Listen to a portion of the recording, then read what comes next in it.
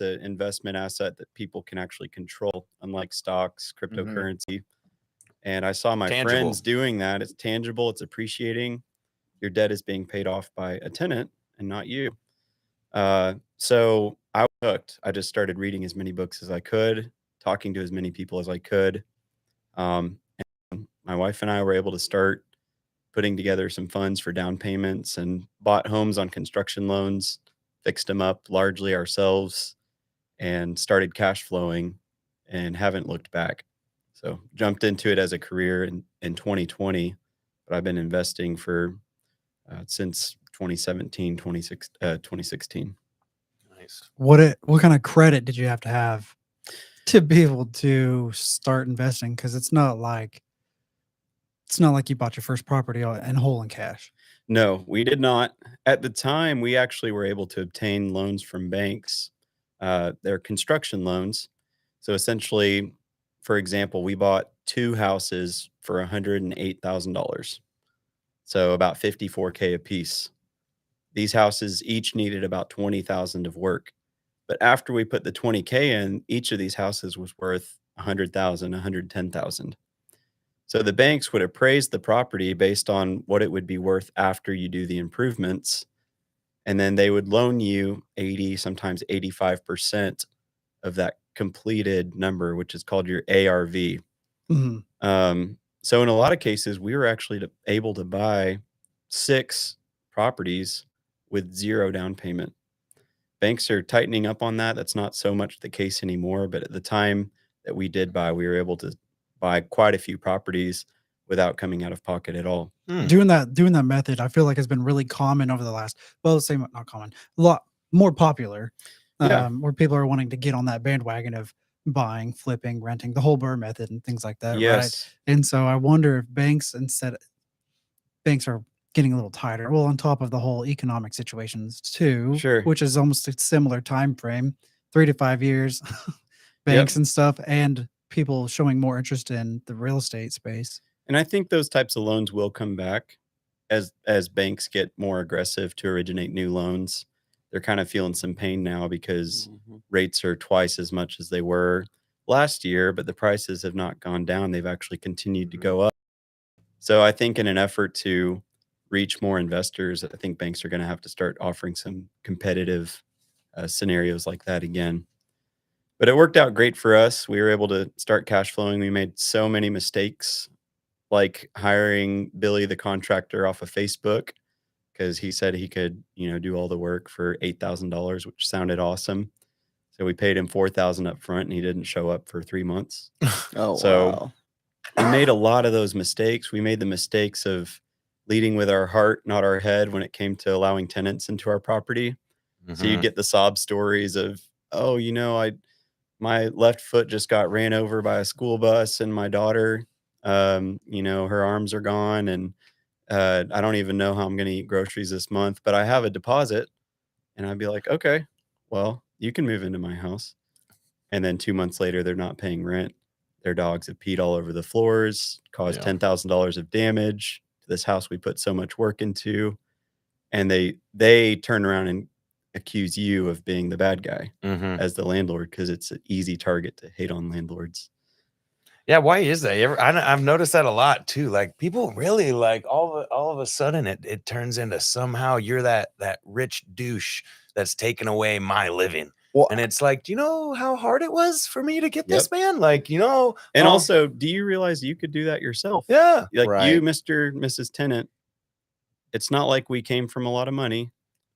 If you read some books, surround yourself with people who are doing this, anyone can do this. Well, and that's I love that this is brought up, because I rent out my house. Next door neighbor rents out their house, and I have some not so great tenants now, right? Or not so great neighbors now. They're not bad, but they're just not my ideal neighbor. Yep. And it's funny because when the old tenant moved out, she was a great older lady. I mean, always had her house mowed, always, like, she kept up the place really nice. And then she moved out. Shortly after she moved out, the property got a notice of abatement and all kinds of BS. And the landlord comes out and he's like, this tenant was piece of crap, blah, blah, blah. And I'm like, dude, that lady was nice. And as far as I know, she kept her yard mowed. So that's a win in my book. I've lived next to a lot of people that don't even mow their yard. And that's a big deal, you know? And so now we got these new neighbors in, and it cracks me up because, like you said, most people assume you're this rich landlord or whatever, right? When it's every now and again they get that terrible landlord. Yes. So they attack the landlords all the time, when realistically, my landlord's awesome. I mean, my landlord is great. He fixes everything within days of me needing something to get fixed. A lot of times I don't want the guy in my house. So I'm like, hey man, if you'll pay for the parts, I'll fix it. Like, and he's like, hell yeah. Are you kidding me? I wish a tenant would tell me that. Yes. Right. Right. And I'm like, dude, this is great. And he's like, just take it off the rent, whatever. And I'm like, again, it's mutual, because on my end, I've read those books. I want to be the landlord, right? But at the same time, you're like, I don't want to be a slumlord. I want to be a landlord, a good, happy, like somebody people want to rent my houses, right? Yeah. And that's the landlord that I have right now. And I always say that to people. It's like, well, I'm that guy, that tenant, because I want to have those tenants, right? And it goes down to, my landlord is great. Sometimes you get those slumlords and people who generally, like my next door neighbor, I wouldn't want to rent from him. That's just the truth. But I think a lot of it comes down to is people aren't educated in what it really takes to build a portfolio of houses that cash flow. Right. And it's like, I don't know, because I haven't been there, but I've read enough books. I've surrounded myself with enough people that all those people have built one house at a time. And they've all gone through those, mistakes. Trial and errors. Exactly. And it's like, and they've all had those bad tenants, and it's like, you surround yourself with the right landlords, the right investors, you are surrounded by a good group of people.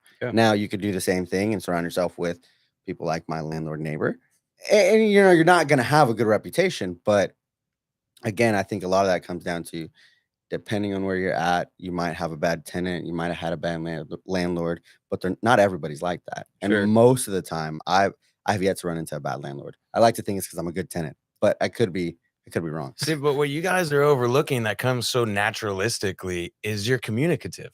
Like, you ask, like, why, like, how it's just so disrespectful. It's so blatantly disrespectful for you to think that you have more rights to this property that I've dedicated literally my life to and support my family to. But the reason why is because they're not communicative. Look at your guys' ability to, elaborate. Hey, I can do this, quid pro quo. Like, let's communicate. Let's figure out a middle ground. They don't come to you and they're like, hey, I feel like you're being a little too aggressive as a landlord. I would appreciate a little leniency. I apologize, XYZ. If you come at it in a communicative way, it's a whole different story. Right. Yeah, but a lot of times the default tone is that of aggression to landlords. And I think it's been programmed by media. I mean, if you've ever watched Muppet Christmas Carol, it's one of my favorite movies. No, I actually haven't. It's about, Ebenezer Scrooge. He's the landlord. He's the guy who's jacking up the rent prices and basically robbing people blind in these crummy apartments. That's the image that the general public, I believe, has of landlords. And the problem is there are some that are like that. I try as hard as I can to not be like that. It really stinks sometimes if a tenant says my HVAC system broke and I have to send somebody out there and they're like, this thing I can't fix it. You need to replace it. It's going to be $6,000. Ouch. Like, that hurts. But it's an investment back into the property, and it shows my tenant that, like, big or small, I want to take care of you. I want a place to live where you feel comfortable. And most importantly, I want you to tell your friends and your connections that I'm not a slumlord, because reputation is pretty much everything in real estate, and word travels fast if you're the type of landlord who's screwing people over. Well, like the greats have always said, you have to guard your reputation with your life. And it's the same way, in Spanish, there's un palabra para jefe y un palabra para patrón. Like, un patrón is someone who builds a life for you, someone who helps you make what you want to see in your future. And a boss is someone it's true, man. A boss is someone you just kick a check to, and you're like, hey, here's your money. Right. Disculpo, like, sorry, sir, like, here you go. Like, you don't want to be that person. You want people to want to be around you, because it's exactly what you said. you build those connections, and then people talk, and then you don't want to be that guy. But at the same time, you need to draw that line at some point. Absolutely. Like, people need to realize that Ebenezer Scrooge gets to away because Scrooge got screwed for a long time in order to turn his ass into Scrooge. So it's like, you know, unfortunately, people get Scrooged over enough to become a Scrooge. It's true. I've had to fight skepticism.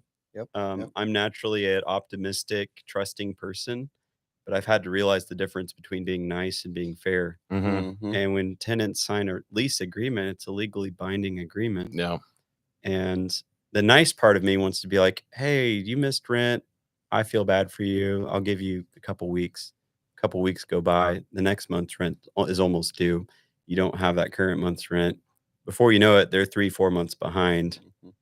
And then they turn to that hostile mood where they're just like, they feel entitled to that space, even though they haven't fulfilled their agreement. And now, do you still feel some form of like apprehensiveness or like, you know, standoffishness when it comes to needing to solidify your stances? Like, hey, no, this is what needs to happen. I don't care. Contract, we're done. The big thing is on the front end, communicating to tenants and also vetting them properly. Making sure you call a few previous landlords and say, do you have good things to say about X applicant? Making sure you verify their income. Don't just look at a pay stub. Actually call their employer and say, does this person actually work for you? Are they in good standing with your company?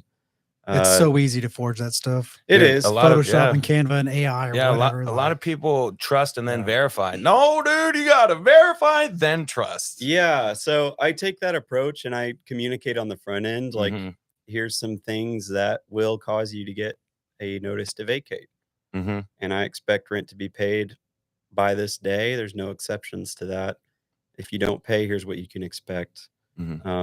Again, on my end, if anything's broken or messed up, call me. I'll fix it right away. But here's what I expect from you. So just outlining expectations up front. Exactly. It solves a lot of the problems, and then you can always revert back to that agreement if something goes wrong. Do you think most people have rented an apartment or a house?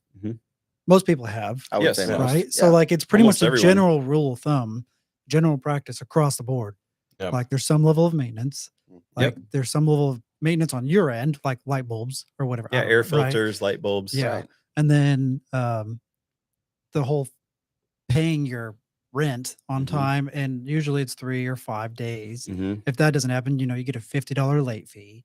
And then, you know, usually you get like that 30-day grace period before you get a notice or something like that, or maybe even 60, depending on who it is or however it's written or whatever. Like it's all pretty standard, but I don't know why people get shocked. Why they're shocked and they're like, what?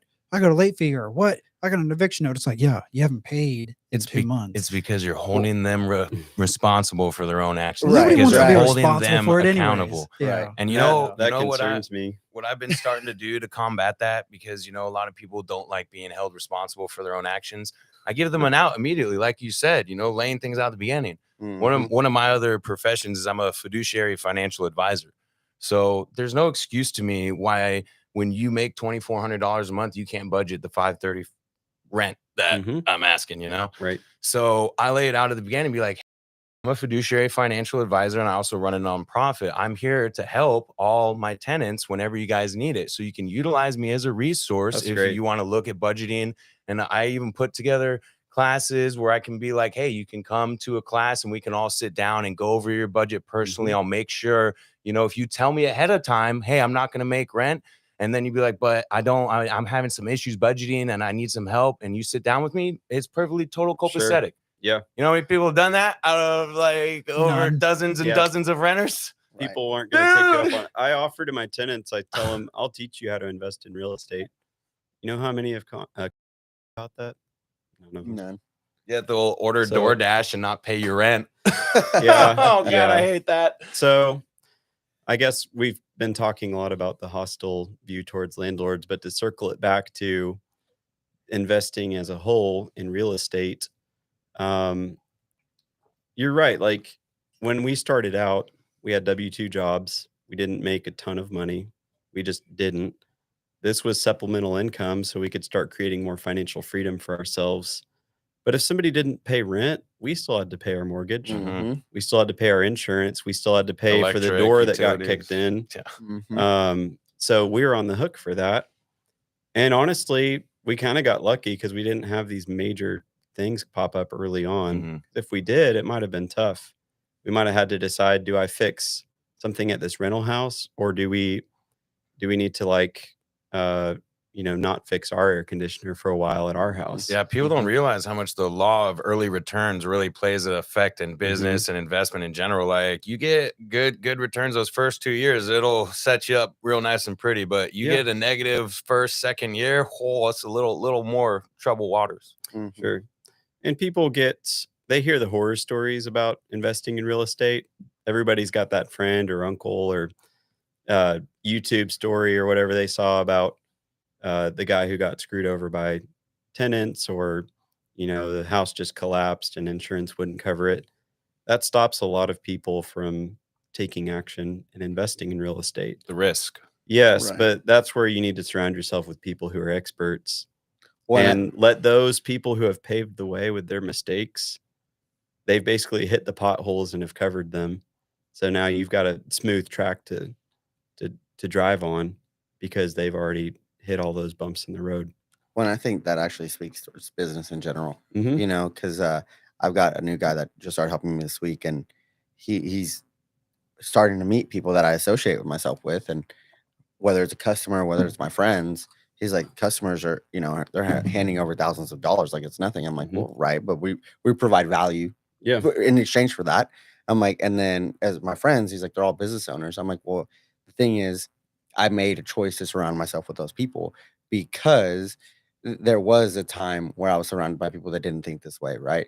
And yeah, I could have made it. It just would have been much harder, Mhm. right? Whereas, like, I put a perfect example to him is I tell all my friends very realistically, the ones that aren't business owners, what it's like to be a business owner. Yeah. And they're all scared because Yeah. it's like, oh, it's so risky. I'm like, yeah, it's terrible. It's the worst thing you could I have ever do. anxiety attacks. Yeah, exactly. It's Yeah. Very much a yeah, thing. ulcers, it's happened. I'm like, dude, all of Things it. have bled Yeah. a lot. Yes. now. Yeah, right. And it's like, I can and they don't relate. understand, but at the same time, it's like, and I was explaining to him, I was like, I can talk to those friends, which they're all W-2 employees. Nothing wrong with them. Right. Absolutely perfectly fine. That was me. But they have W-2 jobs and they don't understand the and the stuff we go to for hopefully a long-term return. We don't really know. It could all blow up in our face, and that's that. And COVID. right. And then we stand back up and get up and do it all over again. I'm like, but the reality is you hang out with those friends and they'll question why you're doing what you're doing. I was like, whereas you hang out with the right people and they'll celebrate your failures. They'll Right. celebrate all these things that you're going through where, yeah, it sucks. I know I've done it with Braden many times where we look at our week and we're like, dude, this week's going to kill me. Mhm. Like, this is it. I don't know how I'm going to make it next week because if this doesn't come through, dude, You're talking financially? period. Okay. Financially, Yeah. people, whatever, Projects, people showing resources, up, right. yeah. And you're just like, I just don't know. I'm literally at wit's Oh, end. yeah. And then somehow you pull through, you talk again a couple months later, and you're like, dude, things are good. Things Yep. are good. I made it through there. And then you get a bigger problem to solve, right? And that's all it is you're slowly solving those bigger problems, and people get scared because they hear those stories, right? They hear the person who tried to start a business but failed. They Yep. try to hear the people who bought a first rental house and all those things went south. Yep. And it's like, but if that happened to that person, in my opinion, they were never going to make it anyways. Right. Because the people that are going to make it was never a choice not to make it. You're Sure. just like, hey, They burn their ships. right. I have to build that long-term financial freedom. How? Mhm. I don't know, but I'm gonna start. This is Yep. the plan, and we're just gonna follow after it. And if something goes south, well, guess what? That's big deal. We plan A Yeah. is still plan A. You just keep moving it. And it's like Yep. you put that in perspective of the law of returns, early returns, right? And it's just such a good perspective of if you surround yourself around the right people, your first few years will be a lot easier. With the right people whenever I started my business, it Yeah. would be phenomenal. I didn't wait till I mean, it was literally almost 4 or 5 years in that I started surrounding myself with the right people. And it's like now all of a sudden it's like, well, now my crappy week doesn't sound so crappy to some of the Mhm. stories I've heard. And you know what? I'll be okay because all of them are okay. So again, surrounding yourself with those right people, it doesn't matter if you want to be in real estate and business or anything. It's like it sucks. Yeah. It does. And the guy that started working with me this week, he's like 20 years old, and all of these kids think, oh, it's going to happen tomorrow. And I'm like, dude, and I've been telling him, I was like, it takes decades. And you should have seen his face when I said decades. And he's like, I was like, no, decades. I'm like, seriously, everybody I've met that has those thousands of dollars that they hand over, like it's nothing.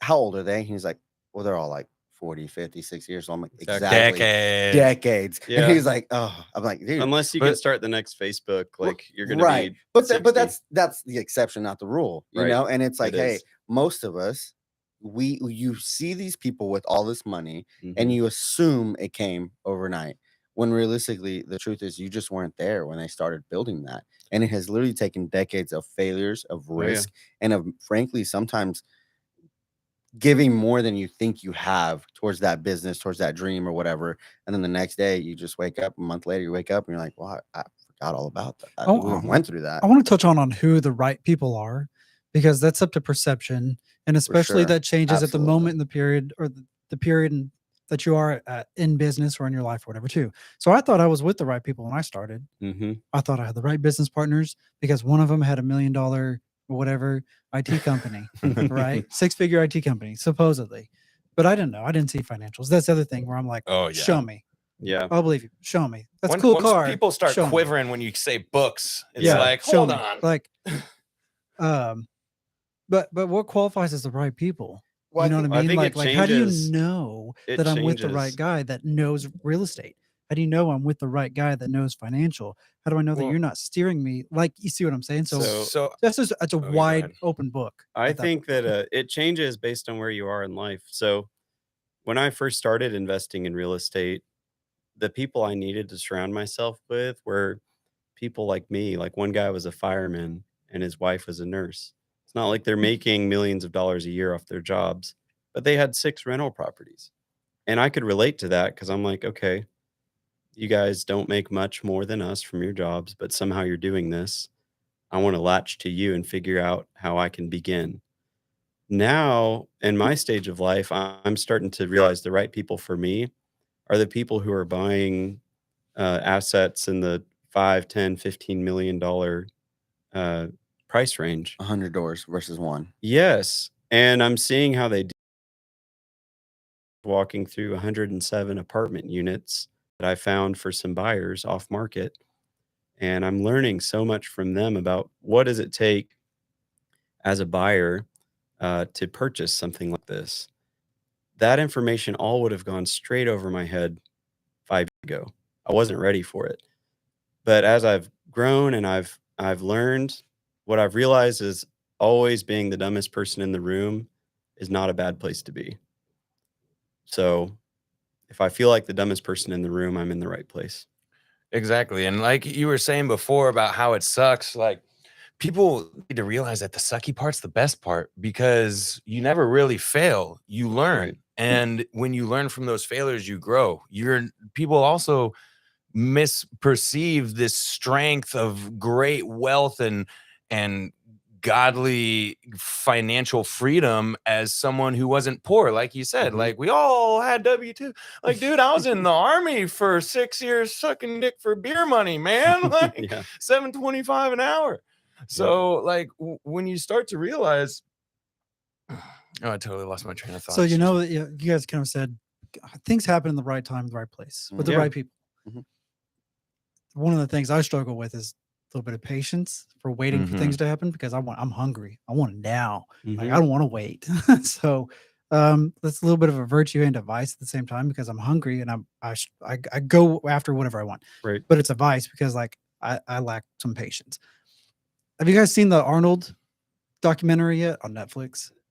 No, you mean Arnold Schwarzenegger? Yes, it's fantastic. Is it a new one? Yeah. It's not Pumping Iron? So there's 3 or 4 episodes on this one-time documentary, but it's really interesting how he progressed through his life in about three different stages. Between 16 and 21, he's bodybuilding. 20, 21 years old, won worldwide championships, just kept hitting first place. Anywhere he went in the world, first place. He got bored of bodybuilding because he just kept winning. And he's like, I need a new mountain to climb. I need something to struggle and to aim for. And so that's when he went into his acting career for the next decade. Met his wife in his 30s. And then he finally hit his peak somewhere in his 30s in acting. And he's like, I'm bored. him, Be the him, and, governor. him and Sylvester Stallone were competing back and forth in the Mm. movies. Like Arnold would never die in a movie. Mhm. Like he would get hit by a dinosaur or whatever and come walk out with a Band-Aid, you know. But Sylvester Stallone over here would same situation and die. Mhm. And so it's funny how they compete. And then he goes into his political career as governor in California. But he made some of this stuff happen what felt like really fast, right? Mhm. Or really easy. Like it's like, Right. and you know, he put in some work. I know the bodybuilding part and I know the acting careers, like whatever anyone does in their own specialty, when they're continually succeeding, like they're busting their butt to make it happen. Sure. You know what I mean? So, but sometimes you get a perception of sometimes people are just, they just made it. It was just easy for them. Right. They got lucky. Like, okay, Zuckerberg, did he really get get lucky? Was it really easy for him to come up with Facebook? Right? Was it really easy for them to buy Instagram or whatever? Maybe not. Maybe he did just fall into the right place at the right time with the right people, and they were like, "Dude, I got it here." You know, Well, everything's speculative in the eyes of the beholder, you know. I agree So- with that. You know, you brought a good point just now that I said to this kid earlier, because again, he thinks that wealth just comes out of thin air almost, Mhm. and I'm like, dude, you're again, you're decades in building this, and it. Damn it, I lost it just like you a second ago. Wait. Cut. Yeah, right. It Well, just lost- it takes a little bit of patience to build this stuff. Well, Like and you if don't go you- out and started. No. You know, you bought two, Right. and then you held on to them. Still, maybe now, Yeah, or I still maybe have them. maybe you buy some and you sell them. But it's a slow building process. But you also need to have like some knowledge in other areas too, Sure. which is the whole point of Brews and Business. Is like we're trying to bring some exposure to our listeners and our viewers of all the different aspects of going into business. Mhm. You know, like commercial lending, just one very, very small part of business in Right. general, you know. And so buying investment real estate falls into commercial lending because I sort of classify commercial property as anything that's not your primary residence that you plan to make money off of, whether it be short term or long term. So that's a pretty broad net to cast. That could be land that you eventually want to develop or you want to rent out as a satellite farm for cattle, or you want to have an Airbnb, you want to develop mixed use commercial and residential and make money off it. It's not always cash flow each month either. Sometimes the goal is just to build something, hold on to it for 10 years, and then sell it once it's appreciated to a certain There's a amount. key word Or- in that. You said a decade. A decade, 10, yes. yeah, 10 years. Yeah. Like I don't buy a So- piece of property, flip it in 3 to 6 months, and I now made 200K. Like Or- that's not a I common know a thing. couple- It does happen. I know a but- couple people who in real estate have gained $1 million of net worth within a year, Mhm. Mhm. Wow. starting from nothing. Only a couple. Oh. And they got very lucky. Yeah. And they also had a lot of people who were helping them. Surrounding But- themselves with the right people. But in general, it's a slow burn. And Mhm. the way I look at it is every property that my wife and I own that is producing income for us each month is one step closer to being able to work because we want to, not because we have to. Mhm. And to us, that's the ultimate freedom is being able to say to your boss or your employer, or even if you're self-employed, to say, I'm stepping away from this. I'm going to be doing this about 10 hours a week instead of 80. Yep. Or I'm going to go live in Australia for 6 months. Yeah. And to be able to do that, or I'm going to take my kids around the world and show them different historical sites so they can actually see what they're learning in their history books. Like that's a goal of mine. And I want to help create that impact on clients that I have as well. Yeah, and there's so many aspects of commercial lending that, you know, I may be a financial advisor, but people somehow think I know the banking system. Yeah. It's like, guys, bankers and financial, those two separate entities. The different. whole banking system, when it comes to the It's mortgage screwed. It's lending, completely screwed. oh my God, it's so convoluted, complicated, Yeah. amortization schedules, cross reference with all this stuff. But, you know, you have all these options. And when Mhm. it comes to having property, you know, holding it for 10 years, you may not even want to use it as a residual income or to flip it. You may want to use it as your line of credit. Yeah. You know, people Collateral. Exactly. People don't realize that you have all this land, man, and you want to go do something else. You want to buy something else. Use equity in it. You don't have to sell it. No, yeah, you don't have to sell view it. every property I have, and I encourage investors to look at this the same way. Every property you have is like a piggy bank. Yeah. That, you know, I could take 421 Angus Street in Cowtown in Conway, Arkansas, and I've got $80,000 of equity in it. If I needed that $80,000 within 30 days, I could do a cash out refinance or sell it. Or even sooner than that, I could sell it to somebody via owner financing. They pay me a down payment and then start making monthly payments to me to eventually purchase the house. So it's a piggy bank. Every property is a piggy bank, and it's growing in value faster than what the market's going to bear. And if you have tenants in it, you could be also making residual income each month on top of all of your expenses. Yeah, and another way for some younger people who should start thinking about getting into farming is you can get FSA loans. You want to get 20 acres. Oh my God, you know how easy. I'm looking to procure some acreage right now, and they were like, "Man, you're getting less than 100. We can keep that in house. You just come by. We're up in Owasso. What is it? Owasso? What's the Owasso? Only been here a couple of years. I don't know. Yeah, but they're like, we're just up here in Owasso. You come to our place. We won't even kick it up the ladder. We'll just approve it in house. And they're like, you getting any cattle with that too? Because we'll finance that cattle. And I'm like, oh wow. So, and people don't realize, like, when it comes to an FSA loan, you can get this acreage, get it developed, get your loans with a 5% down, and it gets kicked to another commercial. So they cover 25%. The commercial covers the other 70, and you got to put a 5 down kicker. So, but the only downside, you know, is it comes back to people got to put in a little bit of legwork. This is the part where it gets a little difficult because you need a business plan. And your business plan needs financials, and your financial cash flow and your balance sheet needs to supersede your annual mortgage. Now, those are a lot of words that people are going to have to Google initially to even understand what I said.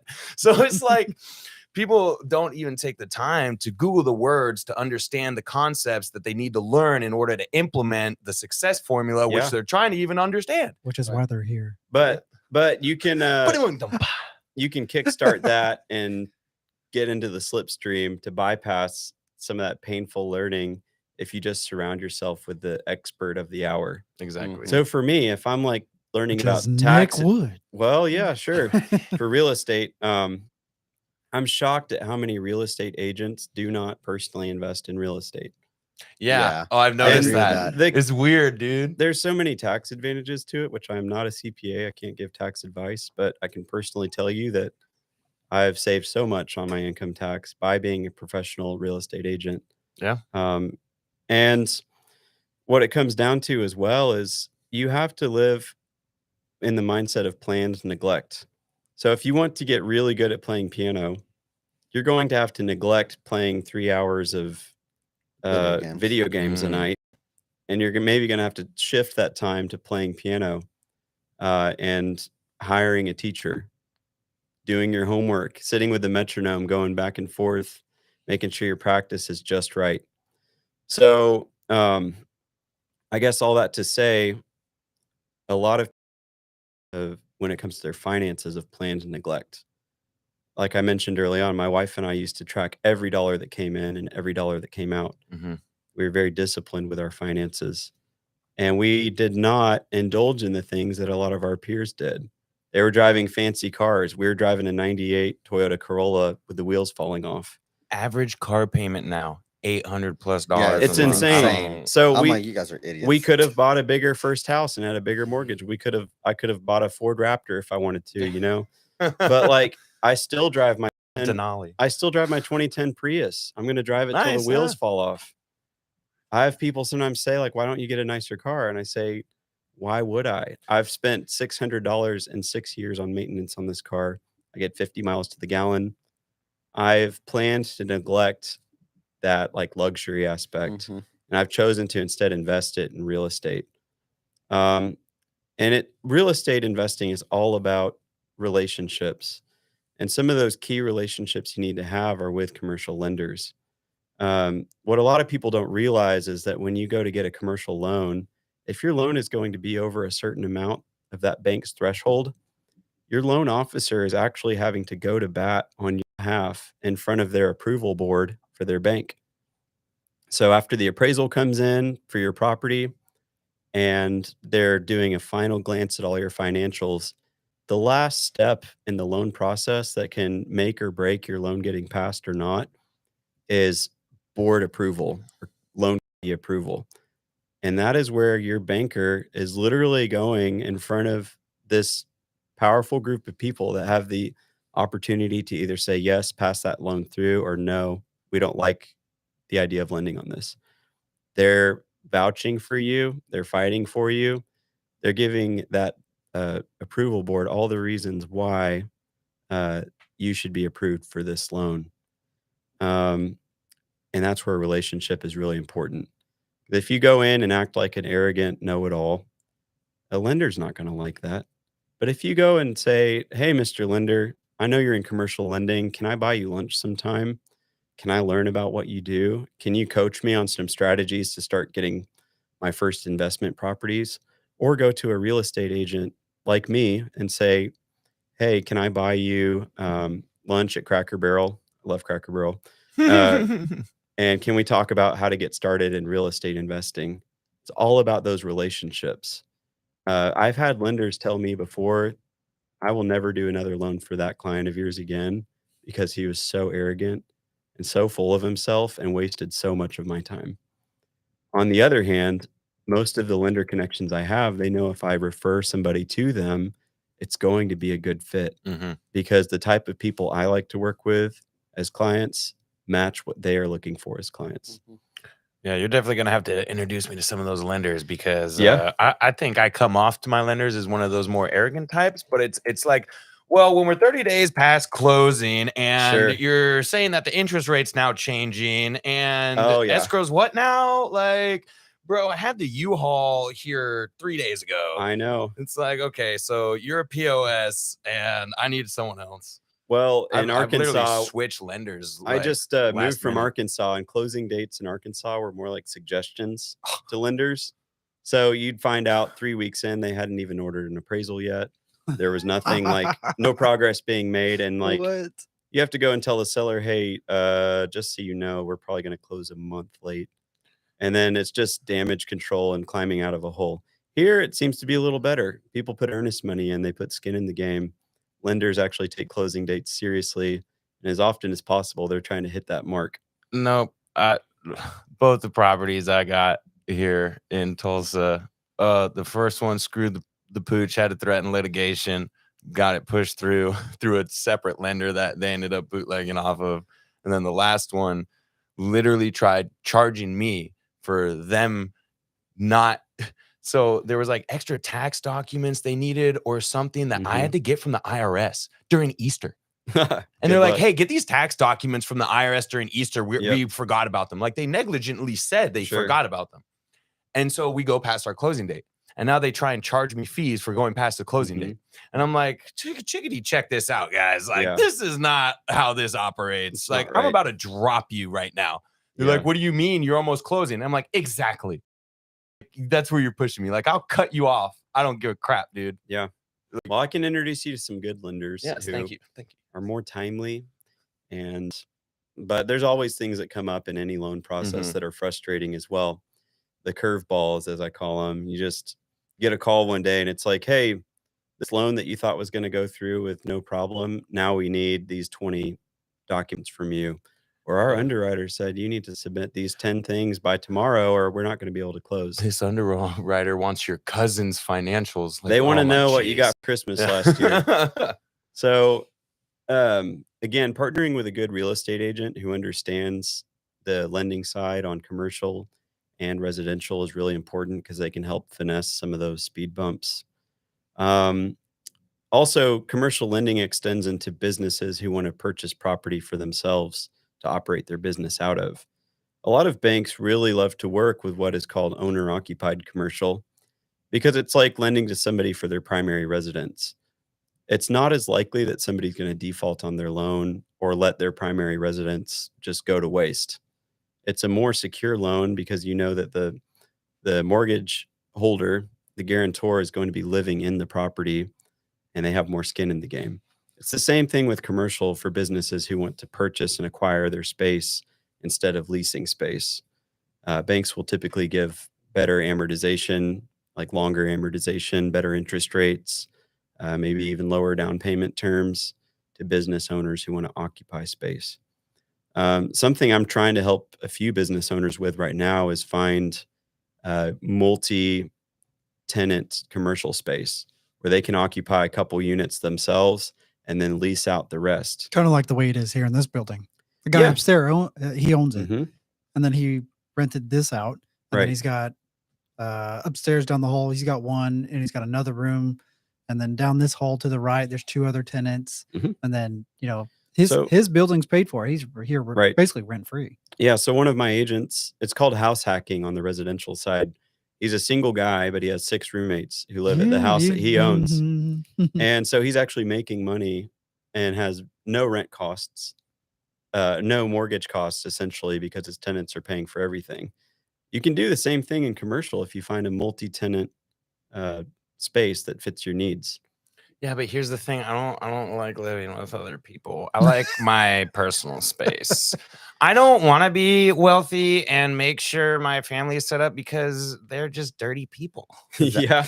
That's what if you could still buy a 5 acres with 10 separate buildings on it, and you can occupy one building, and you've got 200 feet between you and the next building. Do a bunch of little tiny homes.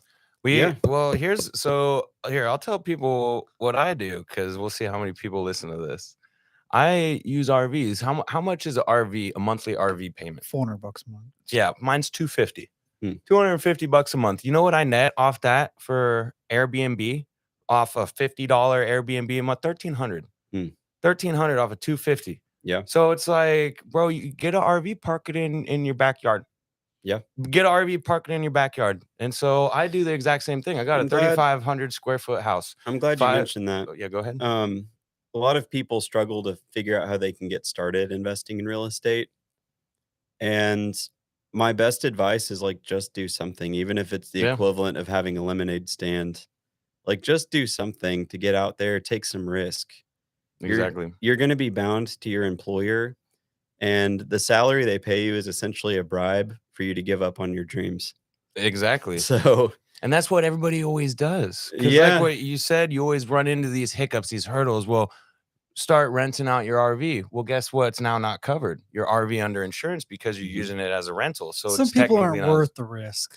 They don't want to dive into the risk. And they don't like the liability. And it's just not worth it. But part of that's a generational thing. I truly believe that I'm 33 years old. There's plenty of people around my age and younger.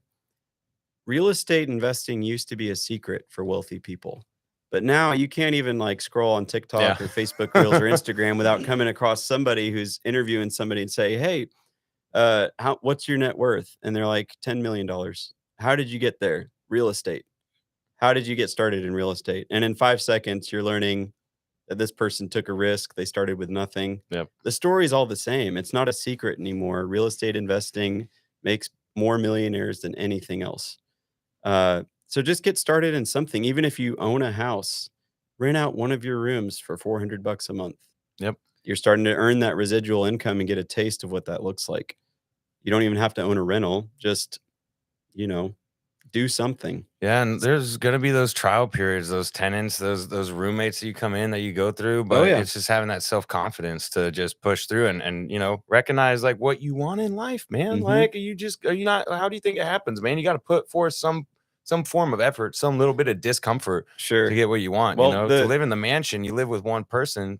People don't realize, like families, for instance, realize every family would be able to own their own home if your parents moved in with you, your cousins moved in with you. If you just did a community-based or family-based housing, and then you all combined income, paid off one house.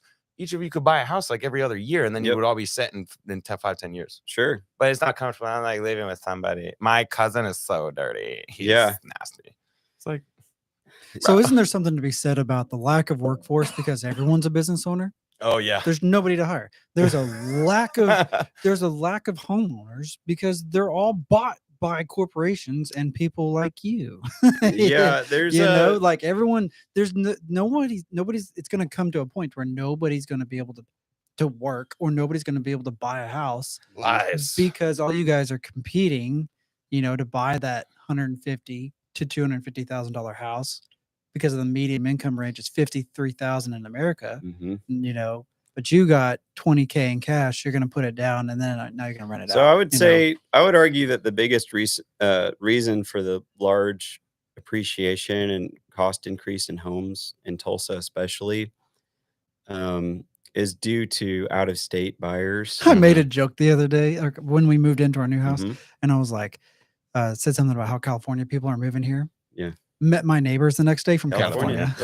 So that's not even a joke. California that's like, money is real. I love it. It's great for business. Oh, you're in the landscaping. Yeah, right. They're Great like, for business. they're like, what do you charge in LA? I could Yeah. No lie. And they're That's like, it. I'm like, yeah. like, you guys actually have water here? Awesome. That's exact. Wait, I can have grass? Yeah. You Real don't grass. charge Have us some to sod? use our water? Yeah. A water fountain and a koi pond. No lie. That's So- what they're like. It's great. There's been a couple factors there. There's been people fleeing the coasts because the states are poorly run, in my opinion, and they're not business friendly, and people are kind of fed up with just, Strict. yeah, it costs Controlling. $3 million to buy a house that would cost $300K here. Mm-hmm. And you can actually have a quality of life here that supports a family and your business and your mindset. And there, it's like you might walk out of your front door and step on a dirty needle. It's just kind of rough. So a lot of those buyers have sold their houses in California, for example, and they got a pile of cash because their properties were worth way more than what they bought them for. And then they come here and they ultimately can trump all of the local offers for real estate because they say, well, you want $600,000 for this house? Well, here's $680 cash and we can close in 2 weeks. What seller in their right mind is going to say, well, I really like this $580,000 FHA offer. All right, let me look at this VA loan again. Yeah, no, they're going to say 680 cash, like, Thanks. Yeah, that's what happened to me in Florida, see man. 20 other offers. Yeah. And so that's been happening chronically, repeatedly here. There's also been funds who have been like BlackRock and stuff who have been buying up neighborhoods that will never be available for sale to home buyers again. Yeah. They're going to be rentals forever, perpetually. And so those two things combined are really causing this price hike that we've seen. Yeah. When we were trying to buy a house back in March, April, May, there was one house that we put an offer on. We came in second out of 9, and we put in an offer for $7,000 above asking. Someone came in above us for $15,000 more than our 7.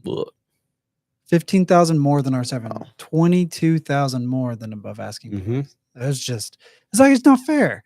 Yeah. Yeah, but like you're saying, how do you combat this? And then contrasting it with what you were saying is adaptable and just start somewhere.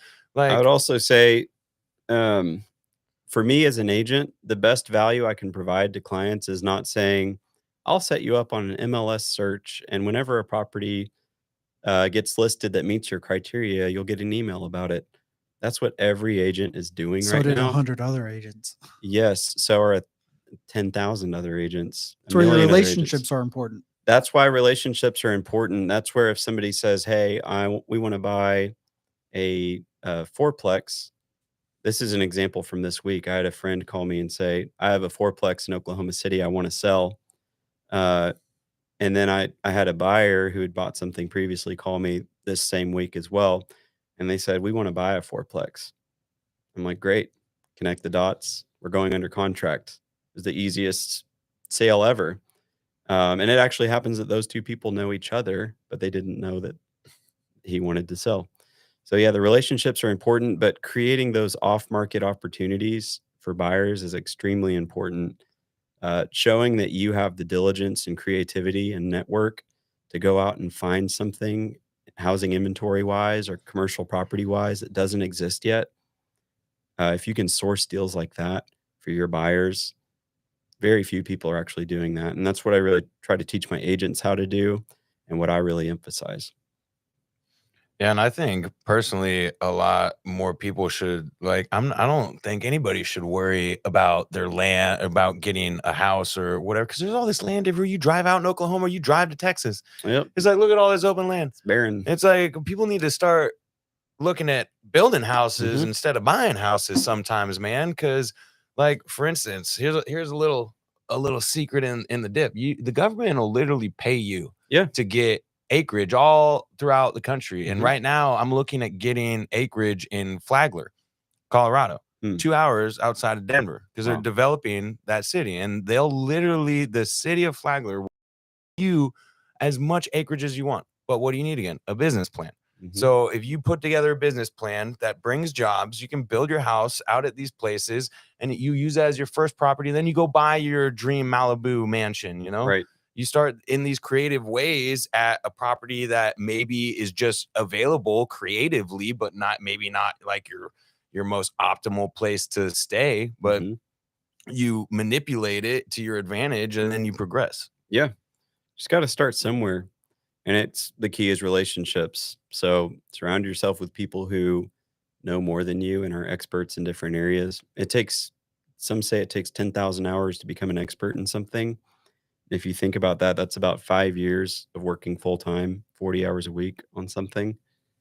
So for me, I've been full time in real estate for a little over 5 years.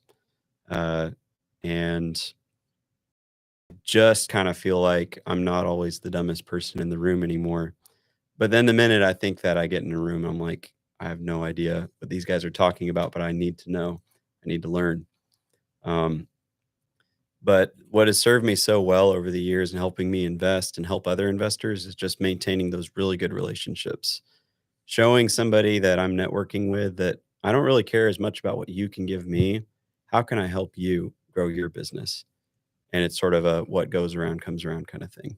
And I think, frankly, after COVID, that was emphasized drastically. So many of us were so eager to get back to that actual human interaction, where I actually saw a decrease of text and increase of calls. Why? Because before, people didn't want to deal with you, so they'd text you about everything. Yeah. They were mad, happy, it didn't matter. They would text you. And then after COVID, it's like everybody wanted to talk for 15, 20 minutes on the phone. And it's like, why? Well, because they've been locked up in their house without any other social interaction, that now people were craving that interaction. And I actually realized that because I joined a networking group in the middle of COVID. And the only reason I joined them was because they were the only personal group that met in person every single week. And of all the networking groups that I looked for, they were the only ones that said, no, screw that. We're going to meet in person. Like, networking is an in-person thing. Right. And as we've progressed, I think we can all agree that, again, it comes down to your relationships, and it comes down to just frankly taking care of your people, whether that's a friend, customer, employee, it doesn't matter. You take care of those people, and eventually, like you said, it'll come around. It will. I'm here to take care of my people, and hopefully whenever I need help, I have people to take care of me.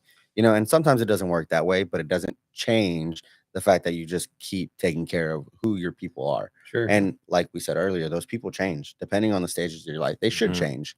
If you're still hanging out with your friends from high school, that could be a good thing, could be a bad thing. But I know, like, in my perspective, that's most likely bad.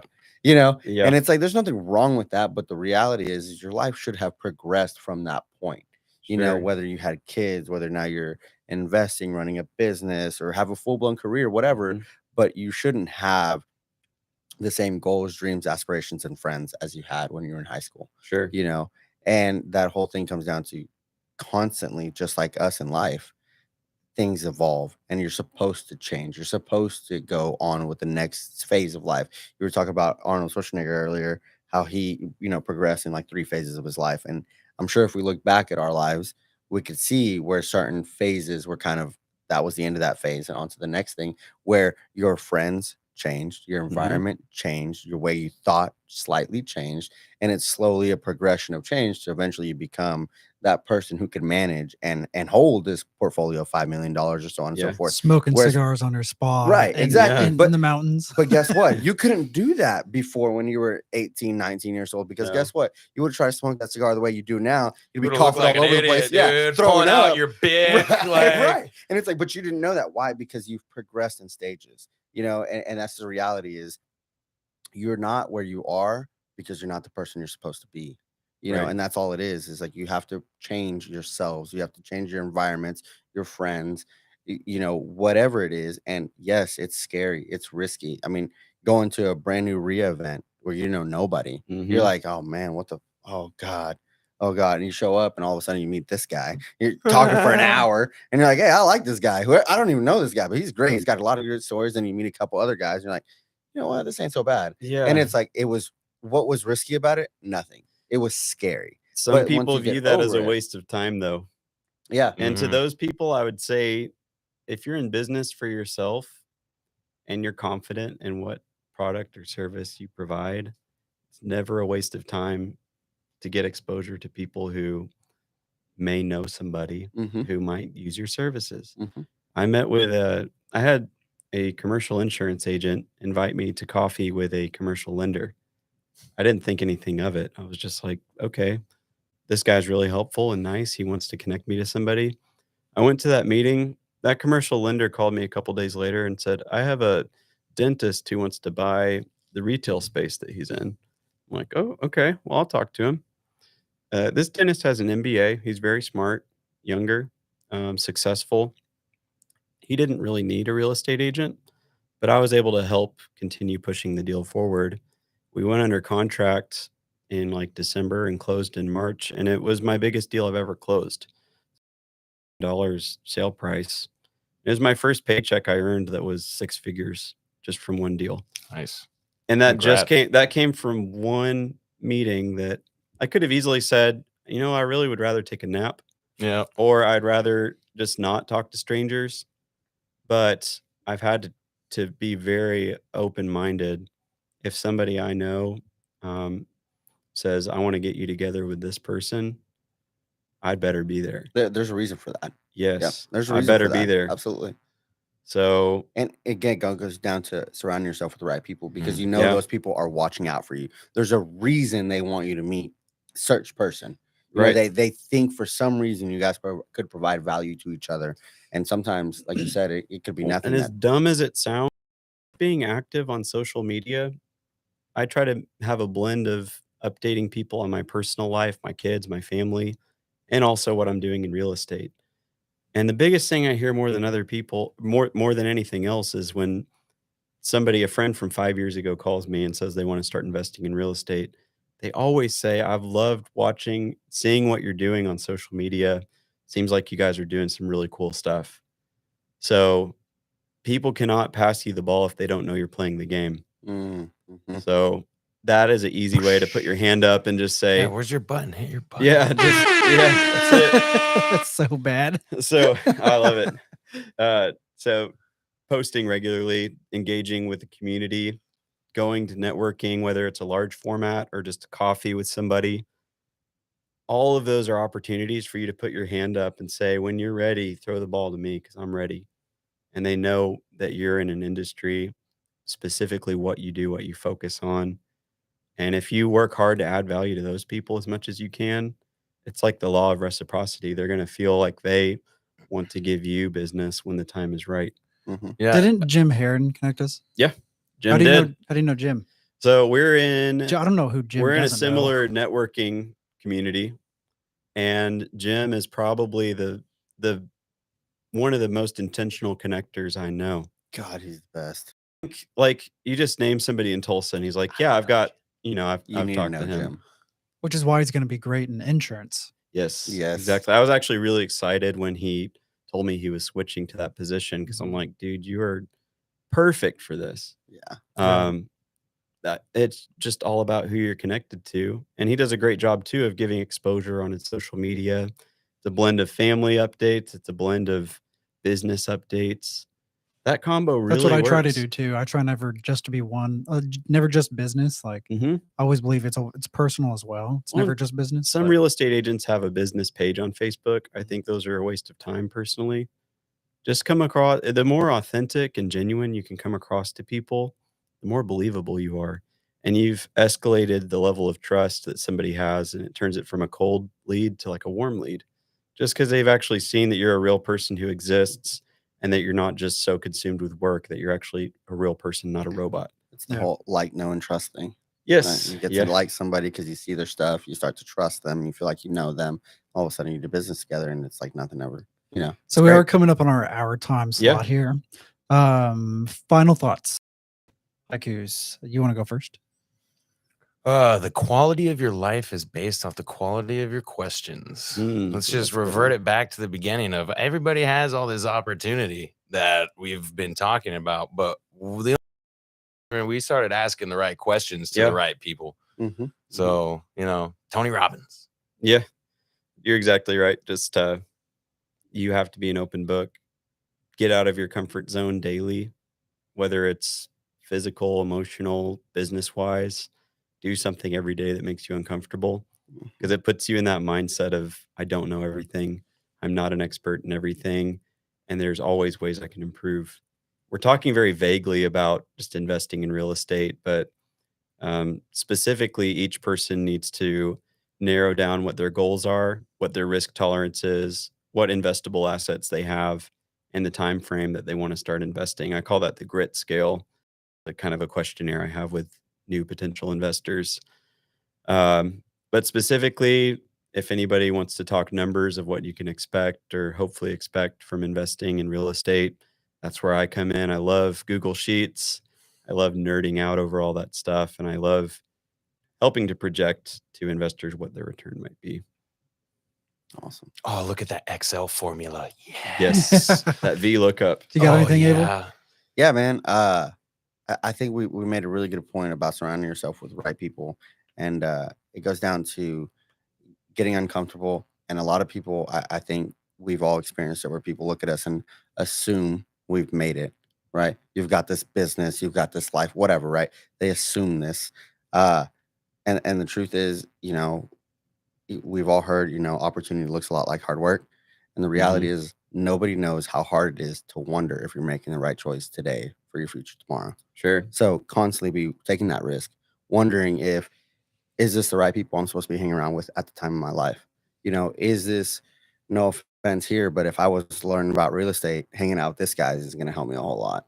But if I wanted to talk about marketing, hanging out with you wouldn't do me a whole lot of good. No. So again, surround yourself with those professionals that truthfully care about their craft, and it rubs off. It rubs off. You hang out with the right people, it will rub off one way. Does. Yeah, if they don't have a LinkedIn, they're not a professional. Let's just put that out right there. I love what you said, Abel, just about at some point, though, you have to commit. Like, you have to burn your ships. There's no plan B.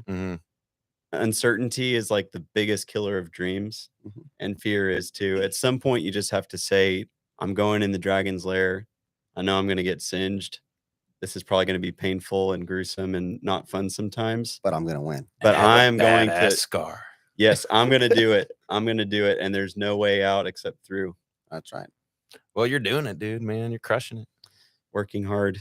Feel very lucky. I love what I do. I have variety in my work. No kids yet? I have 2 kids. Oh, okay. I can take a few hours off if I need to help with the kids. Basically I get to choose which 60, 70 hours a week I work. And there's some nice freedom. You only work 60 to 70? How'd you do that? It used to be 100. Yeah, right. Exactly. I'm trying to knock down 10 hours a week of work every year. So I like that. I'll get to 0 eventually. My goal is to take a whole month off. Last year was 4 weeks off, not consecutive. This year was 2 weeks straight off. It's the only time I've taken off this year.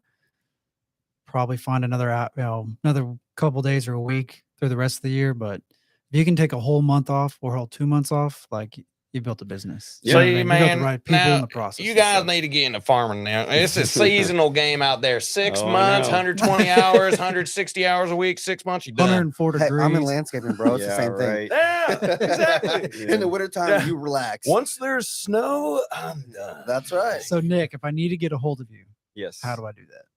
Well, I'm sure you can attach some contact info, but I just always tell people text me or call me. I put my cell out everywhere. It's just 918-740-7787. You could make that a theme. That's easy. Yeah. 918-740. Yeah, I'm not You even were gonna on a try, track. but- Yeah, I know like you that. should Can you Yeah. put some auto tune on that? Yeah, you got to Try finish again. it. That was great. Okay. All right. So call or text. 918-Nick. Is that really what it is? No, That'd Oh. be awesome. I'm like trying to do the numbers in my head. I'm like, that T9. T9. I'm texting. like, Yeah, right. I want to see if I can get my number, my name. That'd be cool. That'd be Last cool. name. dude, I'm Anyways, just yeah. noticed the street name in your I'm name. on Braden Avenue. Yeah. Yeah, Oh, I wow. noticed that. I didn't realize that. I know. Wait, how many times have you been here? Dude, I've been here. God. So Countless amount of if times. anybody wants to contact me, that's the best way. Just text me. Okay. You can email me as well. I love talking to new investors. I love talking to people, obviously, who want to buy 100-unit apartment complexes. Mhm. But I also love walking through brand new investors and helping them build that vision and conviction for why they should invest in real estate and just helping them from the ground up be successful.